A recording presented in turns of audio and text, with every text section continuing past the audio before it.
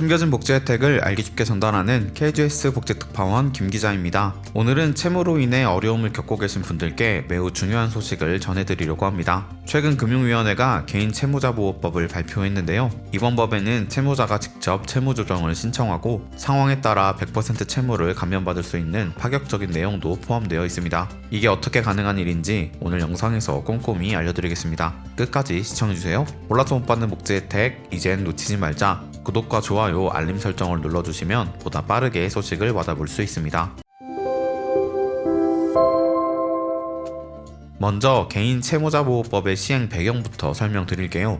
2024년 10월 7일에 금융위원회가 발표한 이 법은 최근 높은 금리와 물가 상승으로 인해 채무 문제를 겪는 사람들이 급격히 늘어나면서 그 부담을 덜어주기 위해 마련된 법안입니다. 현재 우리나라의 가계대출은 135조 원에 이를 정도로 많은 분들이 빚을 가지고 계신데요. 이 중 채무 상환이 어려운 분들을 보호하고 채무자와 채권자 모두를 위해 법적으로 공정한 조정 절차를 마련한 것이죠. 채무자가 직접 채무 조정을 요청할 수 있는 권리. 이번 법의 가장 큰 변화 중 하나는 바로 채무자가 직접 채무 조정을 요청할 수 있는 권리가 생겼다는 것입니다. 기존에는 채권자가 주도하는 방식으로 채무를 조정하는 경우가 많았는데 이제는 대출 금액이 3천만 원 이하인 연체자가 금융회사에 채무 조정을 요청할 수 있습니다. 금융회사는 신청 후 10영업일 이내에 결과를 통지해야 하고요. 이로 인해 어려움을 겪는 채무자가 직접 금융사에 연락해 상환 유예나 이자율 조정, 감면을 요청할 수 있게 된 것입니다. 특히 코로나로 인해 경제적 어려움을 겪는 분들이 많고 고금리로 인해 연체된 채무가 쌓인 분들께는 매우 유용한 장치가 될 수 있어요. 다만 3천만 원을 넘는 대출금이나 이미 채무 조정 절차가 진행 중인 경우에는 이 권리가 적용되지 않습니다.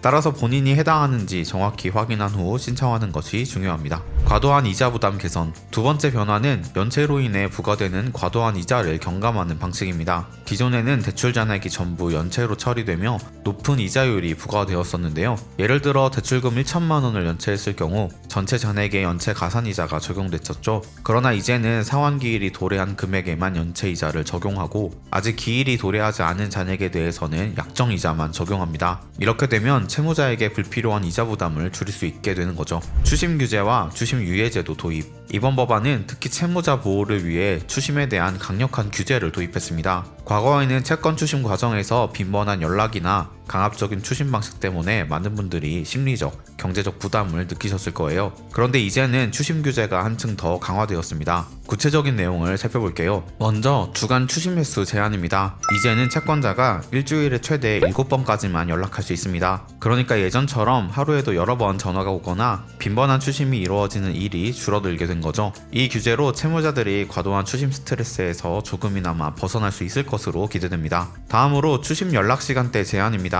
채무자가 연락을 받고 싶지 않은 특정 시간대를 지정할 수 있어요. 예를 들어 오전 8시부터 오후 9시 사이로 시간대를 설정하면 그 시간대 외에는 연락이 오지 않도록 요청할 수 있는 겁니다. 이로 인해 불필요한 시간에 추심 전화가 오는 것을 막아 일상생활에 방해받지 않을 수 있어요. 다음으로 추심 수단 제한입니다. 채무자는 추심에 사용되는 연락수단을 최대 2개까지 제외할 수 있습니다. 예를 들어 문자 메시지와 이메일 같은 형태로 정하면 이 방법으로는 연락을 하지 않도록 제한할 수 있어요. 다만 방문과 전화는 동시에 선택할 수 없습니다. 이렇게 추심 수단을 제한하면 채무자가 조금 더 편안한 방식으로 대응할 수 있게 되겠죠. 이 외에도 특별한 상황이 있는 경우 추심을 유예할 수 있는 규정도 새로 추가되었습니다. 예를 들어 채무자의 배우자나 직계가족이 수술을 하거나 입원한 경우 또는 장례를 치러야 할 때는 최대 3개월까지 추심을 유예할 수 있도록 규정하고 있습니다. 추심 규제와 유예 제도가 추가되면서 채무자들이 심리적 부담을 덜고 차분히 대응할 수 있는 여유가 생긴 셈입니다. 서민 자영업자와 취약계층에 대한 추가 금융 지원.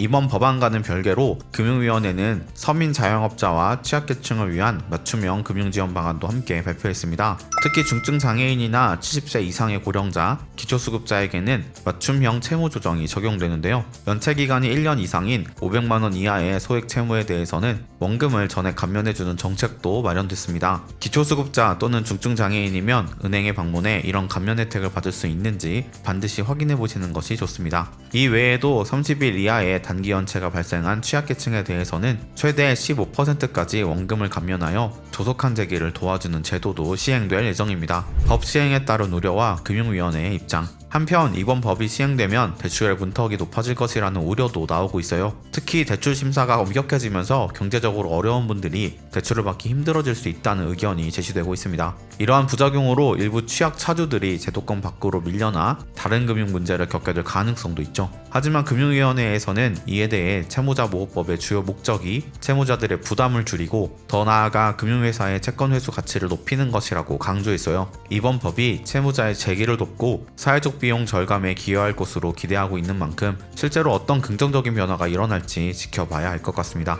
오늘은 금융위원회가 발표한 개인 채무자보호법과 그에 따른 다양한 지원 방안에 대해 살펴봤습니다. 채무 문제로 어려움을 겪고 계신 분들에게는 실질적으로 큰 도움이 될 법이니 이번 영상을 참고하셔서 상황에 맞는 혜택을 꼭 챙겨가시길 바랍니다. 앞으로도 정부에서 제공하는 혜택들을 꼼꼼히 안내해드리겠습니다. 놓치는 혜택이 없도록 숨겨진 정보를 찾아 나서는 복지특파원, 저 김기자가 앞으로도 도움되는 소식 전달해드리도록 하겠습니다. 채널 구독과 좋아요, 알림 설정 부탁드리며 더 좋은 정보로 찾아뵙겠습니다. 지금까지 KGS 복지특파원 김기자였습니다.